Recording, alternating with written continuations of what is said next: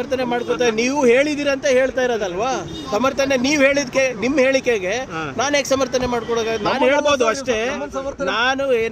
ನಾನು ಕೂಡ ಈಗ ನೀವೇನು ಹೇಳಿದ್ರಲ್ಲ ಅದು ಪ್ರಸ್ತಾಪ ಮಾಡಿರ್ತೀವಿ ಅಷ್ಟೇ. ನಾನೇ ಸಮರ್ಥನೆ ಮಾಡ್ಕೊಂಡಿದ್ದೀವಿ ಅಂತ ನೀವು ಸರ್ ಖಾಸಗಿ ಇದ್ರಲ್ಲಿ ಮಾಡಿಸಿದಾಗ ಹತ್ರ ಇಲ್ಲ ಅಂತ ಹೇಳಿದ್ರಲ್ಲ ಸರ್. ಹೌದು, ನಾನು ಈಗಲೂ ಹೇಳ್ತಾ ಇದ್ದೀನಲ್ಲ, ಇವತ್ತಿನ ಖಾಸಗಿ ರಿಪೋರ್ಟ್ ಏನಿದೆ ಅದು ಯಾವುದೋ ಸಂವಾದ್ ಫೌಂಡೇಶನ್ ಮಾಡಿದ್ದಾರೆ. ಹೈ ಪ್ರಾಬಬಿಲಿಟಿ ಅಲ್ಲಿ ಈ ಸಂವಾದ ಫೌಂಡೇಶನ್ ಮಾಡೋದ್ರಲ್ಲಿ FSL ರಿಪೋರ್ಟ್ನಲ್ಲಿ ಇದೆಯಾ ಹೇಳಿದ್ದಾರೆ ಅಂತ ಇದೆಯಾ ನೀವೇ ಹೇಳಿ ದಯವಿಟ್ಟು. ಅದು ಸರಿಯಾಗಿ ನೀವು ಓದ್ಬಿಟ್ಟು ಹೇಳಿ. ಇವನ್ ಆ ಸಂವಾದ ಫೌಂಡೇಶನ್ ರಿಪೋರ್ಟ್ನಲ್ಲೂ ಕೂಡ ಖಚಿತವಾಗಿ ಇದೆ ಅಂತ ಹೇಳಿಲ್ಲ. ಅದೇ ನಾನು ಪುನರುಚ್ಚರಿಸ್ತಾ ಇರೋದು.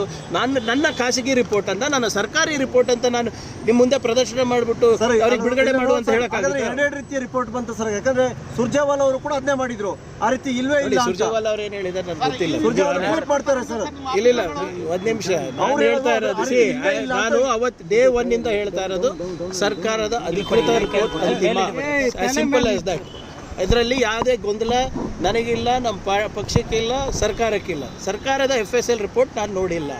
ಆದರೆ ಖಾಸಗಿ ರಿಪೋರ್ಟನ್ನು ಇನ್ಕನ್ಕ್ಲೂಸಿವ್ ರಿಪೋರ್ಟನ್ನು ಕನ್ಕ್ಲೂಸಿವ್ ಮಾಡೋಕ್ಕೆ ದಯವಿಟ್ಟು BJPಯವರು ಪ್ರಯತ್ನ ಏನು ನಡೆಸಿದ್ದಾರೆ ಅದು ಸರಿ ಇಲ್ಲ ಅಂತ ಹೇಳ್ತಾ ಇರೋದು ಸರ್. ಇಡೀ ಪಕ್ಷ ಮತ್ತೆ ಸರ್ಕಾರ ಅದನ್ನ ಡಿಫೆಂಡ್ ಮಾಡ್ಕೋತು ಸರ್. ಅಂದ್ರೆ ಆತರ ಘೋಷಣೆ ಇಲ್ಲಿದ್ರೆ ಹೇಳ್ಬಿಡಿ ಸರ್, ಏನ್ ಕೇಳ್ಬೇಕಂತ ಬಯಸ್ತಿದ್ರೆ ಹೇಳ್ಬಿಡಿ, ಅದೇ ಹೇಳ್ಬಿಡಿ.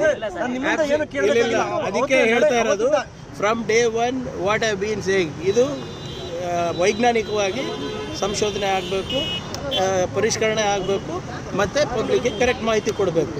ಯಾಕಂದರೆ ಸೆನ್ಸಿಟಿವ್ ಮ್ಯಾಟ್ರ್ ಇದೆ ಅಂತಲೇ ನಾನು ಹೇಳ್ತಾ ಇರೋದು ಡೇ 1 ಇಂದಲೂ. ಈಗಲೂ ಅದಕ್ಕೆ ಬದಲಾಗಿದ್ದೇನೆ. ನಾಳೆ ಸರ್ಕಾರದ FSL ರಿಪೋರ್ಟ್ ಬರಲಿ ಏನಿದೆ ಅಂತ ನಾನು ಹೇಗೆ ತೀರ್ಮಾನ ಕೊಡೋಕ್ಕಾಗ್ತದೆ FSL ಅವರ ಪರವಾಗಿ.